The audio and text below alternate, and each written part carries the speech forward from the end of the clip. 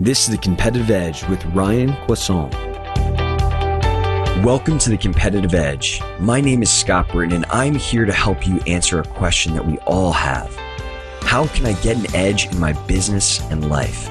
Each week, we're going to uncover how some of the most successful and inspiring entrepreneurs, entertainers, and thought leaders get an edge, so you too can reach your full potential. Do you want more unique ideas and tactics like the ones we're about to share in this episode? Then you're going to want to do two things. The first is to subscribe to The Competitive Edge on iTunes so that you don't miss out on new ideas from future conversations. After this, you're going to want to go check out my main site, lifelonglearner.com. When you enter in your email address to join the Lifelong Learner community, you'll get access to my most advanced strategies to stack the deck in your favor. Again, that's life-longlearner.com. Hello to everyone listening today. I just want to first thank you again for tuning in. Your support of the show means a lot to me, and I just feel so blessed every time I open an email from anyone out there just letting me know how the show has improved their life. So thank you so much for everybody for your support. It means a lot. Before we dive into today's episode, I just want to give everybody listening a heads up on a new project. For people that have been listening to the show for a while, you might have observed by now that I am fascinated, borderline obsessed about the connection of the body and mind and how we can structure the rituals and habits that we do that really nourish these things to achieve peak performance. And not too long ago, I had this crazy idea of integrating many of these, I guess you could call them mindset rituals I've been doing into my actual workouts. And the practice was something that really started just to do amazing things in my life. So I decided to start running group fitness classes here in New York City that teach these practices and really condition these empowering mindsets that we can take during high intensity workouts. And for now, the name of this project is called Peak State. I'm going to do a full episode on Peak State soon, but if you're in New York and want to stop by for a class, you can check it out at peakstatefit.com. That's peakstatefit.com and schedule and come check out a class. Anywho, today we are super fortunate to have one of my newer buddies, Ryan Coisson, on the show. Me and Ryan originally connected through an entrepreneur organization I'm involved with called The Brotherhood. And you'll hear a little bit more about this in the episode, but basically what happened is I heard about all these guys just making a fortune launching e-commerce brands on Amazon. And I started to ask around a little bit. And when I questioned my friends about who was doing this, everyone said that Ryan was the guy I had to chat with about all things Amazon, e-commerce, digital marketing. Ryan's he's an amazing guy, but a serial entrepreneur that has really started all kinds of successful businesses. And most recently, his focus has been on creating and launching brands in the physical product space. Over the past few years, Ryan has built his business to contain over 80 different products, and his business is pretty healthy. Right now, they're doing over 7 figures monthly, and they're supported by an amazing team of over 40 people, mostly in the Philippines and China, even though Ryan currently lives in the US. We're going to learn all about Ryan's business today and what he's learned along the way. But one of the things that I'm excited that we really dive deep into is how to build a team and a business in another country. If you've ever traveled abroad, you may have thought about how easy or cool it would be to take a business concept from the US to another country or just hire foreign labor. But how do you actually pull that off? This question and many more will be answered in today's episode with Ryan Coisson.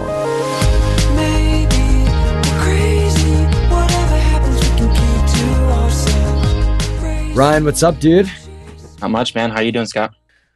Very good and excited to talk to you, man. I don't know if we've actually ever talked about this before, but how you originally got on my radar was from the Brotherhood when I had started inquiring about Amazon and e-commerce. And I forget who told me exactly, but you were called the king. So I don't know if you know that, man, but I'm really excited to talk about all that stuff today. Well, definitely appreciate that. And, obviously the Brotherhood is a fantastic place for us to connect with different people that are like-minded. So any recommendation from any other brother is awesome. So definitely appreciate it. So I think that I know a few things about your business, but I know it's growing so quickly that my information might be outdated. Maybe you could just take a second here real quick and tell everyone a little bit more about exactly what you guys have been up to. Sure. Well, at the end of the day, basically what my business partner, who's Daniel Audinson, what we focus on doing is we focus on two things. One is, and our primary business is creating premium based brands that help the consumer. And what I mean by that is we create high-end consumer product brands that do, something different for the customer. So, you might go out there and buy something for your camera, maybe an accessory or something like that, and you just kind of get that flat line regular service. We always strive to kind of one up anything that we possibly can, whether that be with our design, our customer support, product quality, new developments within the product. And that's kind of our forefront of our business. Within that, we have close to 100 products now, and we're continually growing all the different product lines that we have and starting new brands as well.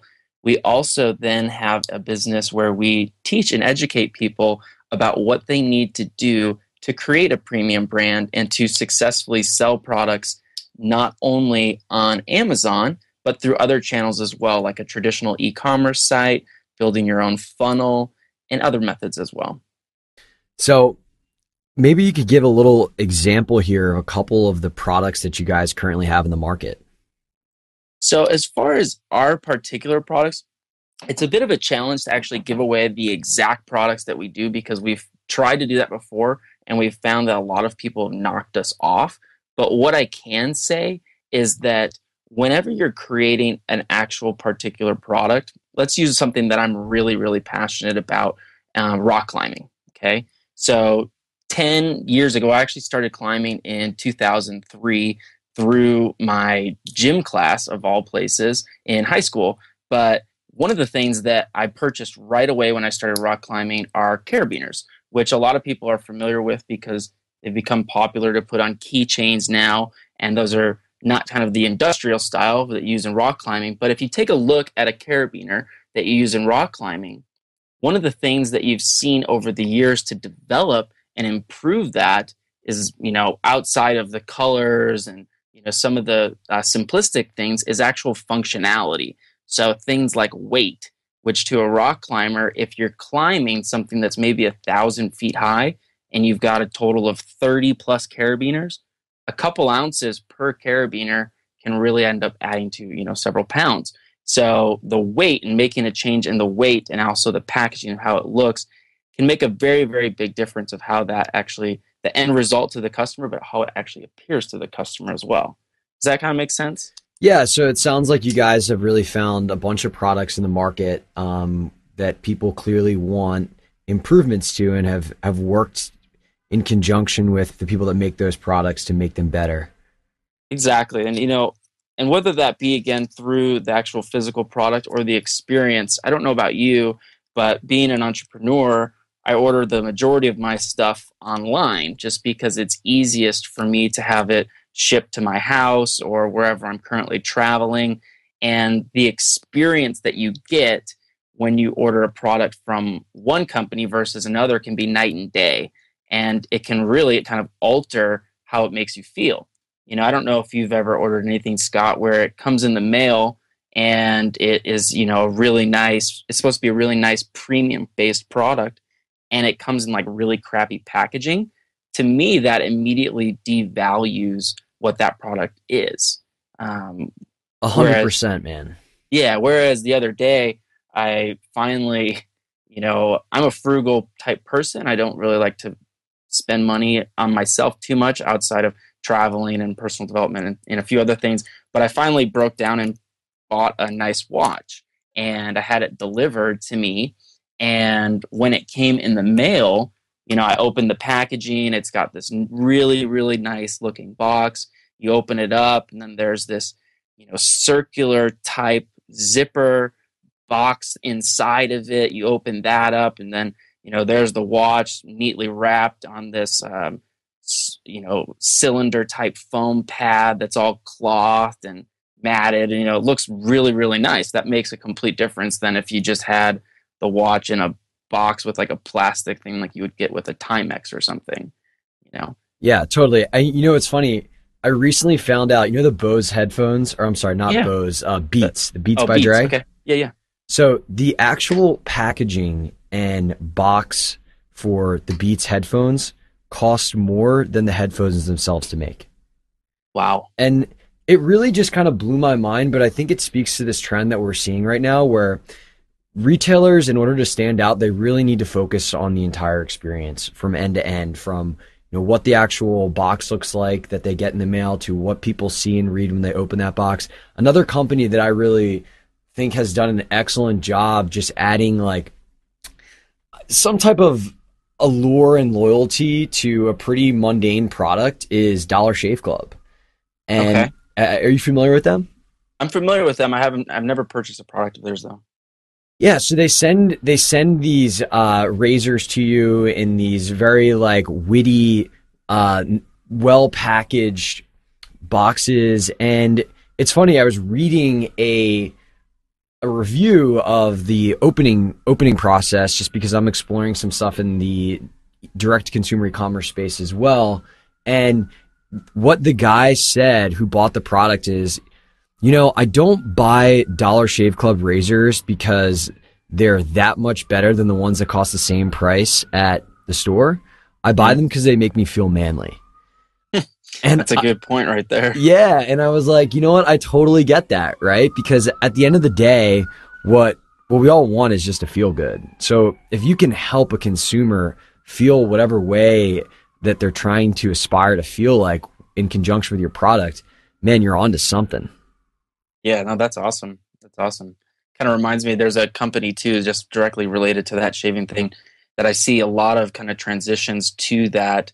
Manliness is the art of shaving, I think is what it's called. Mm-hmm. And they have, they kind of sell the classic man shaving kit, the straight blade, the what is it, the beaver type thing that you use to kind of build up the foam, and it's like the little brush, and Yep. all these old school things. And it seems to be kind of a new trend. It's kind of this shift back to this traditional shaving style. Yeah, that's cool. Another one along those lines is Urban Beardsman. And I don't know what it ever, I don't know, for whatever reason, it seems like beards have become cool again. And there's like this Yes. group of individuals who like are incredibly well dressed who also have great beards. And actually last night it was funny. I was on a date and this girl told me that she recently heard a term to describe those men as lumbersexuals. And kind of like a cross between a metrosexual and a lumberjack. Yeah. So I guess it's a movement, man. I don't know. It must be. I mean, it is kind of a thing that you see all the time now, especially even as part of the brotherhood. We had a little brotherhood meeting here in Colorado, and more than half the guys there had beards. I feel like I was the only one of the only guys that didn't have a beard, so it's a Well, thing. I'm right there with you, man. So how did this? I mean, over 100 products. We can talk about. I know you guys have over a staff of 40 at this point. That's all remote, which is certainly something I'm interested in learn about how you built that out. But how did this all get started, man? It's a great question. I've been doing internet marketing, entrepreneurship for a very long time. And, I've run kind of the gamut of different business models. And, all the time when you're an entrepreneur, I think one of the biggest advantages and disadvantages is you have an opportunity to see so much opportunity and so many things that are working that you can really look for that one thing, and grow it.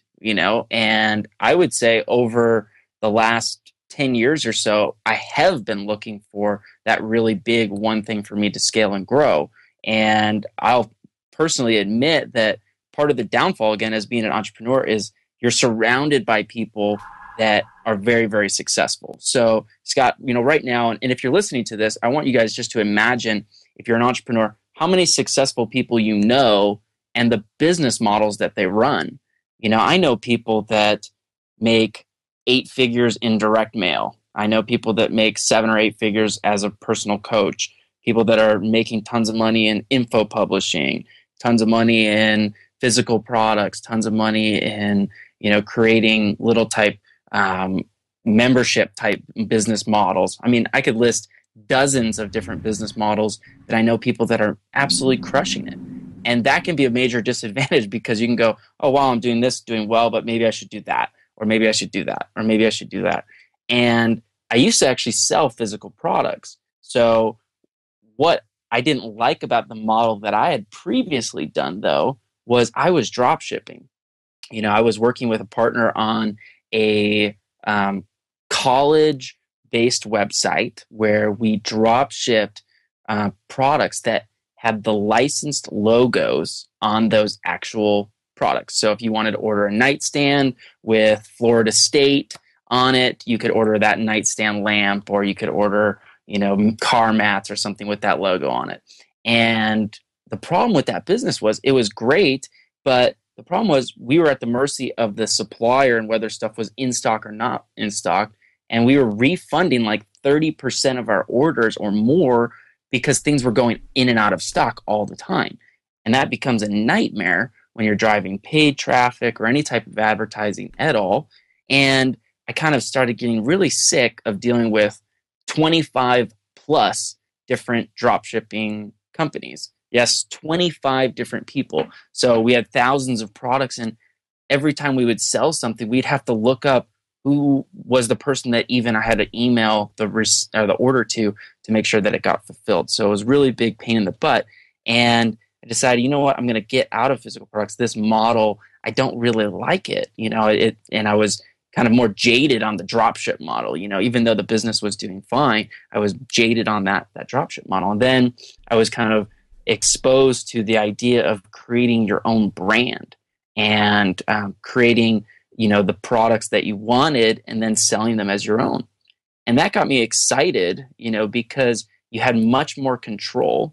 And I realized that I wanted to get back to physical products because as an information publisher or as an affiliate or something like that, the refund rates on an information-based product are much higher than on a physical product. You don't see thousands of people buying iPhones and then going back to Apple and returning them for a refund for the most, random reasons, like you would with an information-based product, because the barrier to refund is so low. So with that kind of combined with talking with my now business partner, Daniel, and him just talking to me about what he had been doing and what he had kind of grown his business to, I realized that this was an opportunity that I really kind of had to jump in, and we decided to start partnering on different projects together. And now, we have office in the Philippines together and in China together, and we're growing, a very large company.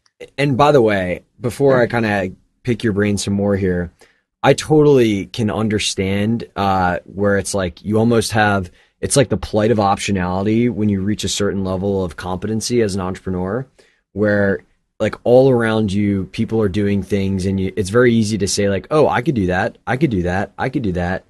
And the challenge is although and it really, I believe it depends upon how you're wired and what's important to you. But if you're somebody that after like some initial momentum, if you're not just like purely optimizing on profit, and even then, like it's going to be hard to continue that type of business and really grow it to its full potential if you don't really enjoy the day to day of it. 100%. I could not agree more on that. Yeah, man. That's something a question that I have to, I have to actually answer a lot, because my friends are like, well, you're doing this podcast, you're doing this thing, you're doing that. Like, why not just continue to go that and just keep growing that and keep growing that? And I think, one of the things that's interesting to me, and I'm sure that you recognize this as well, is like just to be keenly aware of what your pattern is, by observing how you behave in these scenarios, and and realizing like where the desire to do those things is coming from. And if the answer is your pattern is just to prove to yourself that you can do it, that's not really an unsustainable sustainable strategy. At least in Yeah, my experience. yeah, I agree. And I mean, just kind of on that note, the joy of being an entrepreneur is we have chose to create our destiny, and if you end up choosing something that makes you miserable or that you don't enjoy just simply because it's making you money, you can go get a job that you can do the exact same thing. You're basically shooting yourself in the foot and almost kind of discrediting the ability of being an entrepreneur because it makes no sense for you in this day and age with all the opportunity to choose anything to make money just to make money. Whereas you can make an impact, you can, change people's lives, you can love and enjoy what you're doing. There's people out there that are making money doing pretty much anything. I couldn't believe it. I saw an article on Business Insider just last week, I want to say, end of last week or beginning of this week. And this person had just started the most random thing ever that I would never think people would pay for, but they just started a cuddle shop where literally people can come in and you can pay to cuddle with someone like in a bed for 60 minutes or 30 minutes or what have you. And they got like 10,000 emails in 1 week. I honestly could not believe that. So if people can make money doing something like that, I mean, you can literally make money doing anything. Wow, that's a new one. I'll Uh, keep my thoughts to myself. So okay, so you and your partner Daniel, it sounded like you guys saw this opportunity on Amazon. And would you feel comfortable talking about that? Sure. Yeah. Yeah. I mean, I just think so here's what, again, I love about e-commerce is people, especially now that, the holiday seasons are coming up, there's a lot of opportunity in e-commerce and just in physical products in general. But online, people are buying more and more stuff, mostly, information type products or physical goods, is obviously the two options basically. And physical products, there is becoming more and more marketplaces and opportunity for consumers to be able to buy these. And we're now past kind of that early adopting phase. If you look back at really the history of the internet and people buying lots of products online, it's still very young, really less than 20 years from when people were buying their products online, and now people can buy groceries online. So more and more people are starting to buy stuff. And with Amazon, particularly, they're growing rapidly. They now everyone kind of quotes that growth and like the astronomical growth. They grew by, I think, is over 10 billion last year. And while a lot of that does come from their physical products and stuff like that, let's also be clear that Amazon has a lot of other businesses and they do a lot of things like data cloud storage and stuff like that. And they're building, multi-billion-dollar cloud storage networks privately for the government and stuff like that, which all, boosts that bottom line. But they have a massive audience. They have hundreds of millions of customers. I can't even remember how many Prime customers, which they have proven that Amazon Prime customers spend a large amount more than their normal customers, and they have authority and trust. So people feel very comfortable and very safe ordering products right off of Amazon. So that gives someone like me a very, very clear opportunity to be able to leverage. But remember that Amazon is just one platform that someone can sell products through. You can obviously create your own site. You can create, through other channels as well. There's all these other things that pop up out there that have been really, really successful too. You can look at stuff like Etsy, or even a very traditional e-commerce site like Wayfair, which is doing. Last time I looked at the numbers through the e-commerce retailer top 100, they were doing over $100 million a year, and it's an e-commerce site that I never even heard of before. So I started doing a lot of that research and really digging into it. And I just mentioned the e-commerce top 100. They put out this e-tailer magazine where it's the top 100 e-commerce sites, and I started going through that and just getting an idea of what these people were doing, and I started getting really blown away at how big of an opportunity it is, because as I mentioned, I was going through all these different business models over the years, and I had done well. I built several different successful businesses, but I always was looking for that one business that I could really grow and that I could become a sellable asset. And for me as an entrepreneur, I've made it kind of a very specific shift in the last several years from wanting to just be successful and reach a certain income level to build an actual business that makes an impact, has a good customer base, good employee base, and then could be sold. It's all systematized, processed out. It's a true business. So we don't really look at our business anymore as kind of a typical internet marketer, I would say. We look at it more as like a full-fledged enterprise on how you would grow a real business. Yeah, I think that's like a common thing that I see and I can relate to, where you set out for a goal, like maybe your goal is to create a 4-hour work week style business or make 6 figures a year or whatever it is. And then, you're, as growth driven individuals, we're constantly looking to evolve. So once you do that, a lot of people who haven't yet achieved that would say, well, why don't you just like chill out and do that? And that certainly is satisfying for a small amount of time, but then it's kind of like, okay, what's next? Yeah. And having that like next level up where we're talking about creating a real business that you can remove yourself entirely from the process and it's still grow and grow and grow is definitely an exciting place, and kind of where you have these type of liquidity events that are so attractive. Yeah, exactly. So just to be clear, because I still think a lot of people listening right now are still kind of like, okay, 80 products. We've mentioned Amazon. From what I understand, basically there's opportunities, whether we're talking about Amazon or Udemy, which I know well, or any of these other marketplaces, where new brands or products can be created and you can leverage the massive existing audience and their search queries to basically come out of the gates hot, like come out of the gates with a bunch of customers, and really like almost in partnership with a platform with an existing audience, grow at a much faster rate than you would be able to entirely on your own. Yeah, 100%. And I should have been more clear about that, Scott. So let me just skip back a second here. So not only do you have that ability, but one of the best things about launching on one of these other platforms, and we really look at it, it's a great phrase for it, a launching platform. And that's how we look at Amazon.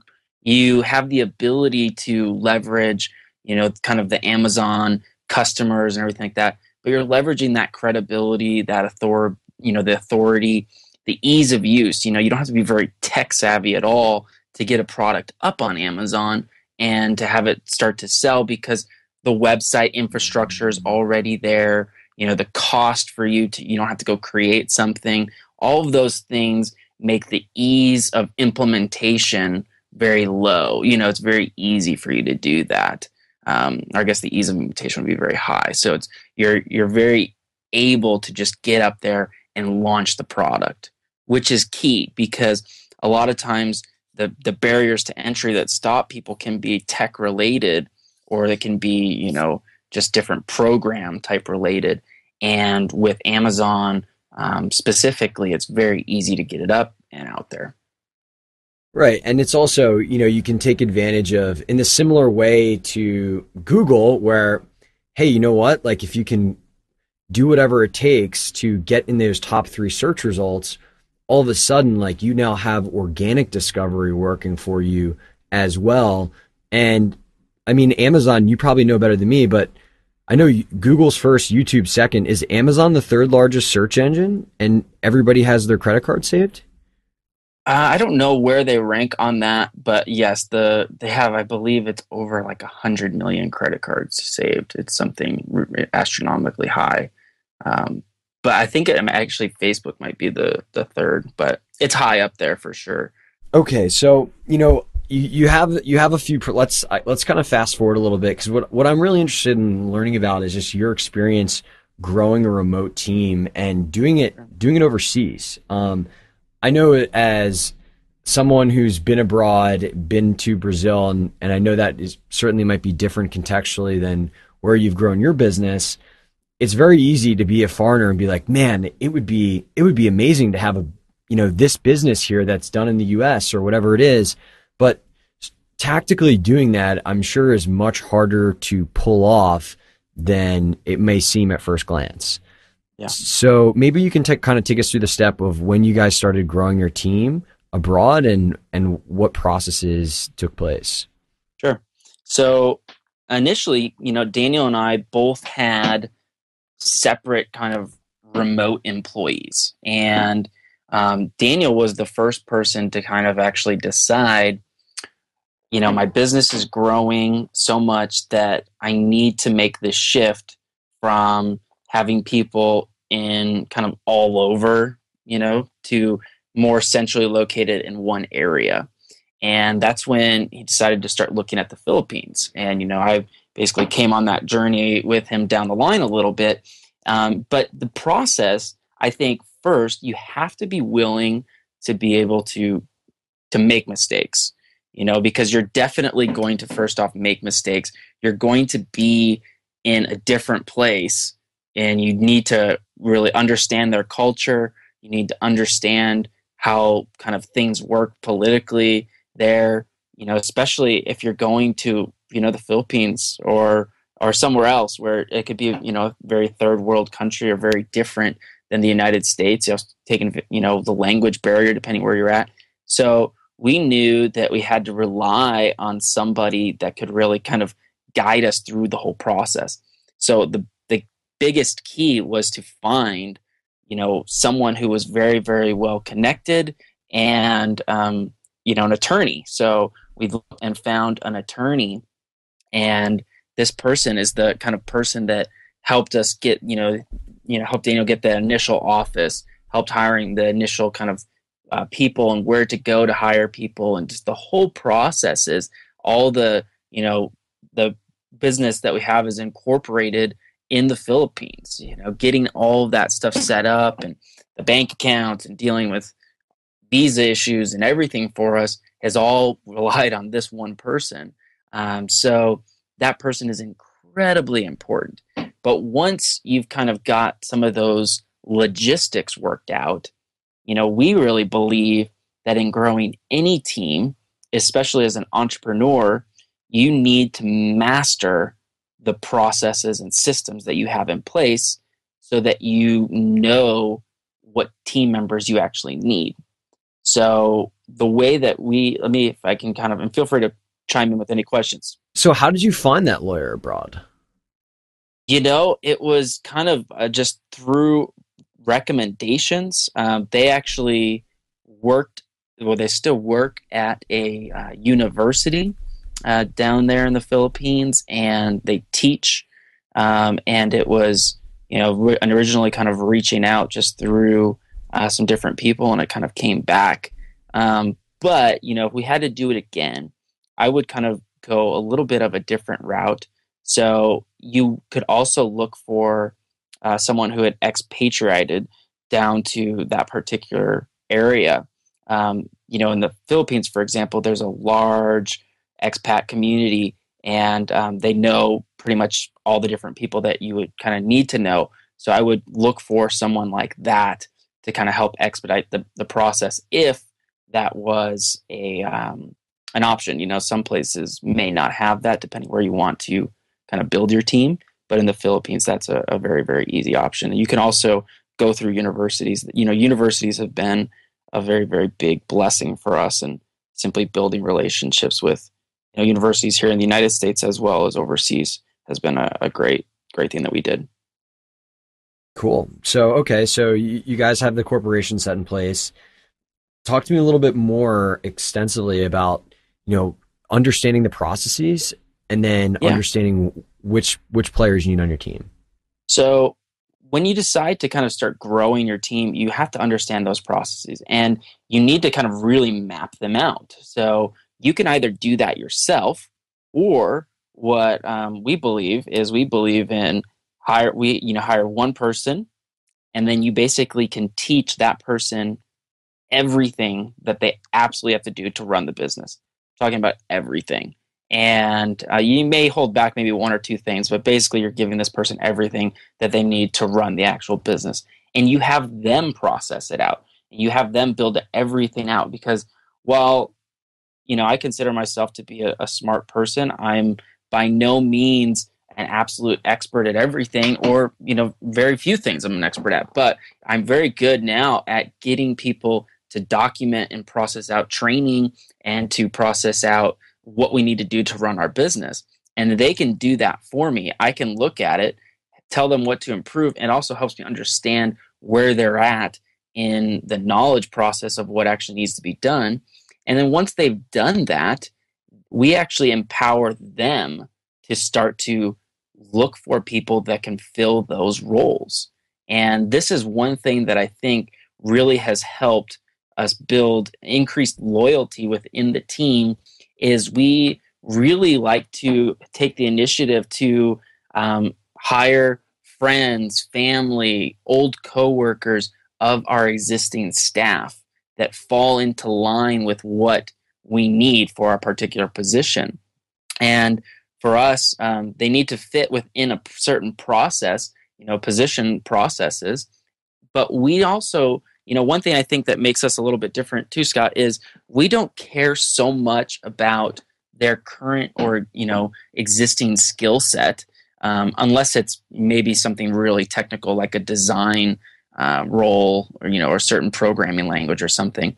We believe we can train them to do whatever we need them to do, but we look at kind of, what's their past, what have they done, how's their English. In the Philippines, you'll find that the majority of people's English is totally perfect. What is kind of the person, the personality of the person. We have everyone take IQ tests, personality tests. There's a certain process within our hiring process where we'll have every person go see a psychologist, and we kind of get those psych results back. And we do a lot more up front to make sure we hire the right people. And now, we used to not do it that intense, but we wanted to make sure we're obviously bringing the right people on and really building a team that's going to mingle together. And recently, too, to even add on top of that, I've been learning a lot from the guys at Mind Valley about what they basically do to grow a company. And they, teach about how growing their work environment and building like this internal tribe within your company, they have to actually limit people. What a concept this is. They actually have to limit the amount of time that their staff will actually work because people were working too much. So I'm fascinated by what you just said.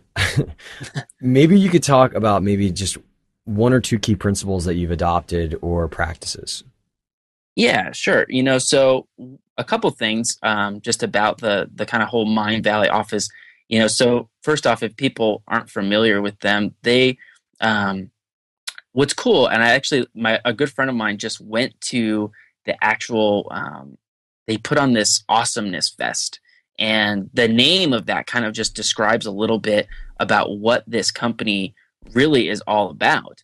And they really believe in just like awesomeness. The festival is all about just all these amazing people coming together. They're all entrepreneurs and really just impacting what everyone is doing and improving, all that is possible, within in their lives. I mean, it's just this really, really cool kind of company and their publishing platform.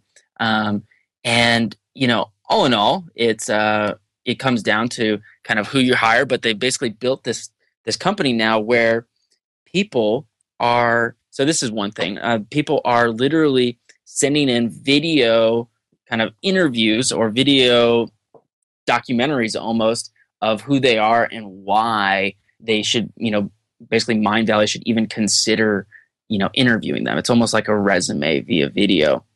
And they are based out of Kuala Lumpur, which I believe it's Kuala Lumpur, but it's not a very, people, Vishen, who is the CEO, was talking about how people were constantly leaving the company or leaving the country to go get jobs elsewhere.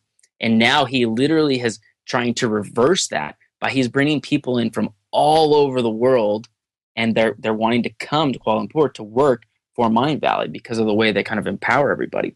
So a few things that we're going to be implementing, and I was just trying to find my notes on this, but a few things that we're going to be implementing is, where you really kind of empower your employees with kind of like personal development time and time to study kind of like anything that they want. And so we're going to be kind of instituting an opportunity for people to be able to continually learn about any topic that they want, whether that be, we order, different types of books that just come into our office and create like a little area where people can study, or, certain computer programs or whatever, what you that people can kind of further their education and really not stuff that we're telling them to learn, but whatever they're wanting to learn, and empower them with that.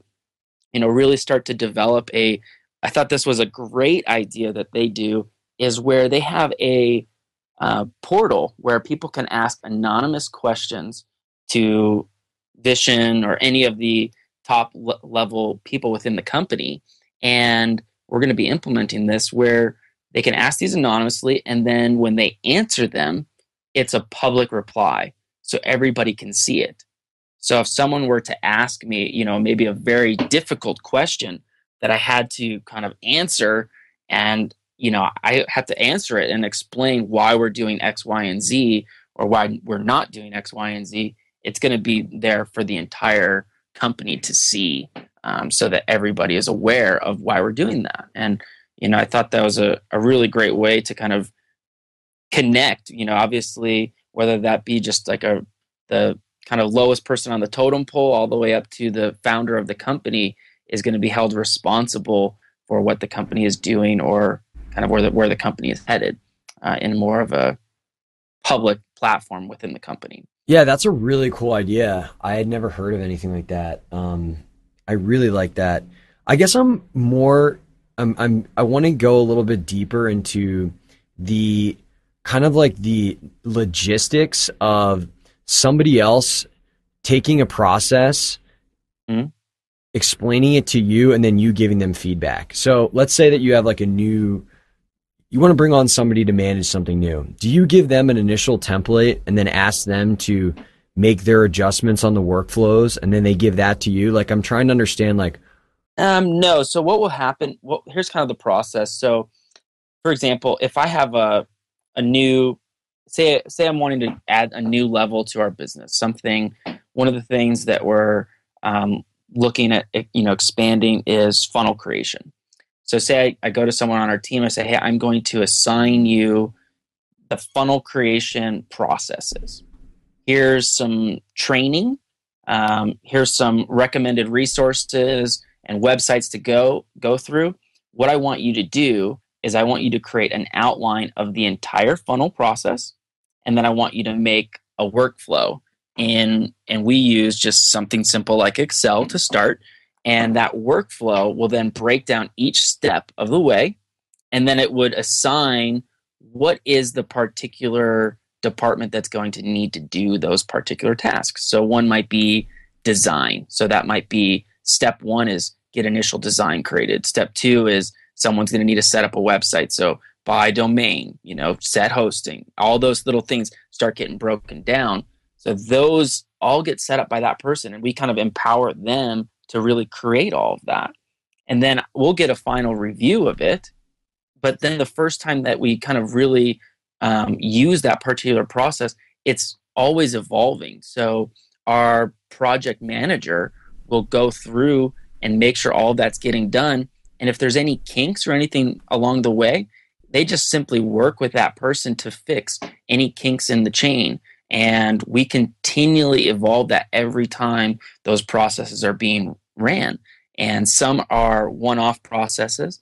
Some are evergreen. They're continually going. And if we can ever improve them, that's happening. So it's not so fixed and rigid, but a much more fluid overall process. Does that make sense? Yeah, I love that, man. I love the idea of just giving somebody creative freedom to do something and seeing what they come up with and then kind of honing and refining. And actually a practice that I learned from Mind Valley, I don't know if this is from one of my friends who used to work there or from a podcast or something, but when they were like looking at investing in new media channels, whether that was like YouTube or Facebook marketing or whatever it is, they would buy somebody like the best course and resources on that, tell them to go learn it, and then give a presentation to the entire company on it Yeah. before implementing. And I thought, like, what a brilliant way to get somebody to like have real buy-in at getting good at something new, instead of, as a business owner, trying to get figure it out yourself and probably implement at like a kind of a shoddy level, and maybe even this might be a better alternative than employing a high paid expert. I don't know. I think it probably depends upon what you're looking to do, but I thought that was a really cool strategy as well. It's incredible. I mean, the thing is, you have to think also from the employee standpoint. If your boss or the company founder is kind of tasking you with this project to create a process that could be instrumental in the growth of the company, you're going to you're going to go, feel really kind of blessed first off that you have that opportunity, but then also you're going to be looking at it as something that's extremely important. And when you create kind of that whole structure, you're going to do absolutely everything you can to make sure that you include everything that needs to be there. And it's kind of your responsibility, in a good way, to do a good job. And we kind of really, we have bonuses within our company, and we have a very nice kind of compensation plan and reward structure, and we like to treat our team incredibly well and throw parties for them, take them on trips, and all these different kind of things so that everybody can bond together. But we like to publicly like congratulate people for doing a good job. So if someone does an incredible job, they get a lot of recognition. And that's one thing that I realized when I worked briefly in corporate America, that you really didn't get much recognition or acknowledgement for too many things. It was kind of, you just did it and everyone was like, okay, that's part of your job. And granted, there are certain roles where that get a lot of recognition in certain places, sales companies particularly. But for us, that's one thing that we want to emphasize, because the more that we can empower our team, the more willingly they're going to want to come up with ideas. They're going to want to come to us with new opportunities, because they're running the majority of our business. They can come up with things that we might never think of. And that's what we want, and Richard Branson talks about that all the time. It's like, the success of your company comes down to the people you hire. And what he does is he always looks for the smartest possible people that he can hire. And that's who he hires for that type of company. So paint me a picture of what your setup looks like in the Philippines. Is your entire company in one location together? Are they working in community remotely? So the bulk of our staff in the Philippines is in one location.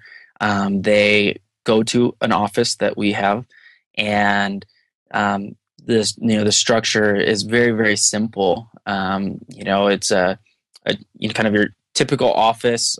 We have, if you look at kind of the structure of it, you would have Daniel and I at the top, and then we have kind of breaks off into, we've got like our chief information officer, we've got like our chief technology officer, we've got our office manager, and we've got like accounting. That's kind of, say, the top level. And from below there, we've got everything from, it breaks down into each of, what we do is our kind of setup.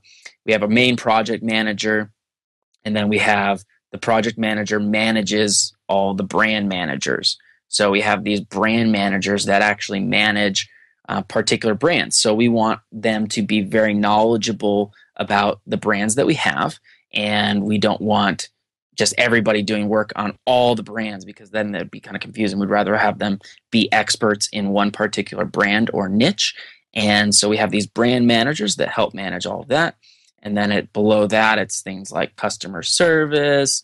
We have things, all the kind of just remedial tasks, content, PR, and then we have a little kind of like a specials arm, and this is specialists where it doesn't really matter. They're the ones that set up all the websites. They're the ones that do all the design. They're the ones that will run external promotions. So whether that be set up Amazon ads or what have you, they're the ones that always just do that particular thing. So we have a specialist category, and I think that's important. A lot of people don't think that way. We want the people on our teams to be very knowledgeable in one kind of skill set and not try and do a ton of different things. So we really invest in them being a specialist, even if we hire someone full time and all their time isn't used up. That's okay. They can spend more time refining that skill set as opposed to trying to do too many different things. So they can become a specialist at driving traffic, whether that be one particular source or maybe just Amazon ads or paid traffic in general or SEO traffic in general. So now I know that you are a resident of Colorado and like winter sports and climbing, all that. So yeah. How often do you make it out to the main office? So over the last year, went twice. Whereas this is kind of the great thing about having a business partner is my business partner spends much more time there, and that's just kind of what works for him. I'm currently looking at spending more time there, but I'm not sure if I'm going to or not. It's the way we have it set up is that he or I do not actually need to be there. We have plenty of ways to communicate with our team. The process is in place. We run everything through project management software so we can get recaps of everything that's going on. We do what's cool is we have a nice conference room there with a really big screen kind of monitor it's probably like 80 inches or more, I think. And so if I wanted to do a Skype call with a certain team or the whole company, they can sit in the conference room and I can be on that monitor talking to them, so everybody can see us. So we built in different ways to be able to interact and track all of our efforts. And that's been over time. We've simply added up all those different things, and it makes it so that we don't have to be there, which is a great thing. Yeah, that sounds like a pretty sweet setup. But again, it comes down to being okay with kind of making some mistakes along the way. We've definitely made some mistakes, and we're going to continue to make mistakes, and we got to just learn and adapt and fix things all through the process. Some things take longer than you think they will, especially in another country, and there's a lot of little nuances that might not make sense to you, but it's just something that you have to do. So it's good to know those things ahead of time. Ryan, maybe what's one thing that you've learned about building a business abroad where most of your team is in another country that you would just maybe tell people out there to be aware of as they start to think about whether this might be a good opportunity for them? I think the biggest thing that I've had to learn is kind of patience. So might have certain expectations when hiring somebody. If I hire somebody here in the United States and they're going to do some design work for me, and they're full-time employee, I might have to pay them $60,000 a year or more, depending on the person. And I have certain expectations for those results. Whereas if you're hiring somebody, say in the Philippines, and you're paying them $800 or $1,000 a month, or something along those lines or less, you need to have an understanding of not the quality of the work, because the quality is probably going to be the same, if not better. It really just depends on the person. We get excellent work, but the communication process is different. So developing patience in how people kind of communicate and how you can communicate with them. Whereas if I hired an employee, you might, I don't know if you've ever worked at a true corporate type company, Scott, but it's like you can just get totally reamed out by your boss, and he's like, you either do this or you're fired, and people are just gonna they're gonna do whatever they can to make it happen because they don't want to get fired. Where someone like in Asia, especially the Philippines, if I were to like pull someone in my office or even via email or Skype, just totally ream them out and like, look, this needs to be done end of the day, blah, blah, they're just going to disappear. They're just going to, they're very non-confrontational. So really figuring that out and kind of embracing that and really has improved my communication with them, but also my patience. So again, I guess inherently the bottom line on that is really understanding the culture and getting to know the culture before you really decide to move into a place to build a team remotely. But the culture in the Philippines is definitely much different than the working culture in the United States. My gut tells me they might not be as obsessive about answering email as US people. Definitely not. It is surprising though, like if I email our accountant over the weekend on their time or something, they're still getting back to me on stuff. But for the most part, we just have our staff work Monday through Friday. It's not like a lot of people that work in the United States, they're answering emails on the weekends and stuff like that. And that's, again, a good thing about setting your business up and thinking about systems, processes, and automation is that you can do those types of things that really may not allow that, may allow that to happen, so that it's easier on the team. You're continually working on automation and systems as opposed to manually type tasks. Absolutely.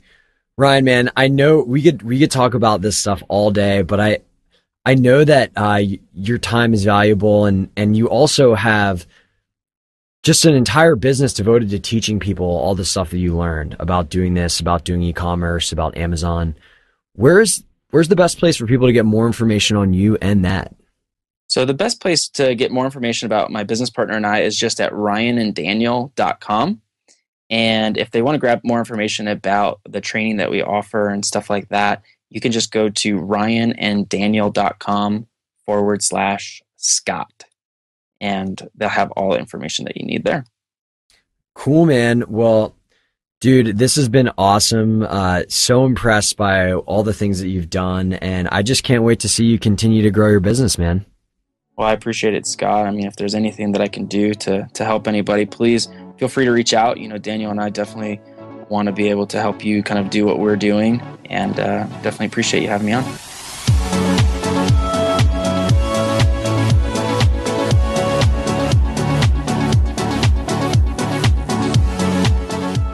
Before we finish up with today's Mindshare, I just want to say thanks for listening to another episode of The Competitive Edge.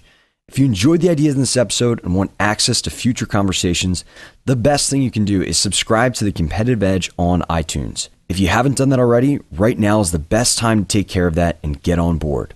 And while you're there, if you feel like this show has made a positive impact on your day, it'd be great if you could leave us an iTunes review so that more people can find the show. Now, I know we covered a lot in this episode, and there might be a few key ideas or tools that you want to remember. So we went ahead and compiled all of the notes and links mentioned from this conversation for you on lifelonglearner.com. That's life-longlearner.com. Alrighty, let's go ahead and dive into today's Mindshare.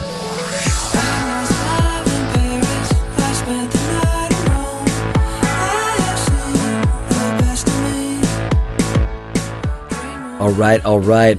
I hope you enjoyed that conversation with Ryan. Incredible guy. Very cool, the business and lifestyle that he's built for himself. And I guess kind of one of the things that I learned or just was reminded of from Ryan today that maybe people out there can resonate with is just this idea of how to approach people that want to help and be involved with what you're involved with, but you don't necessarily have the time to teach them things. So right now, currently, I have a couple people out there who have offered to help me and, be an intern, whatever you want to call it. But honestly, I kind of look at a lot of these situations like I don't have the time to train people on all the things that I'm trying to do. And I don't have anything that's important enough right now to delegate to somebody else and really pay them a high salary.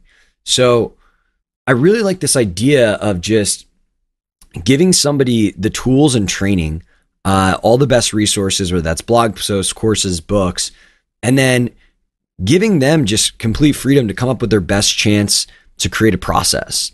And then after creating a process, you be the editor and coach of that process, but not putting the burden on yourself to create a training process for somebody else. Because odds are, whatever you're trying to teach somebody out there, there's somebody else who's already created something that's probably going to be maybe even a little bit better than what you've created. So it's really kind of almost like a minimal effective dose concept of, here's the minimal amount of work that I need to do to arm somebody with the materials they need to be successful in order to give me something workable that I can shape. So it's just kind of a cool concept, and honestly one that I'm going to apply immediately. So I thought I'd just kind of focus on this big takeaway for today. And, think about where in your life, maybe there's somebody else out there who wants to get involved, wants to help, maybe even putting it off. And maybe instead of investing hours, days of your time, you can just invest a few dollars or a few $100 or whatever it is in a training course to get that person up to speed quickly and give them the freedom and control that's really going to incentivize them to have skin in the game and get creative. So that was kind of my big takeaway today. It's what's on my mind. I thank you guys for listening. I'm very excited for some upcoming guests we have.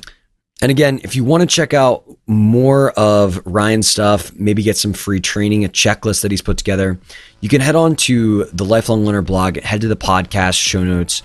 A link will be there. And I believe the link is just ryananddaniel.com/Scott. And you can get access to a special free checklist he's created for everybody listening. Thanks again, and talk soon.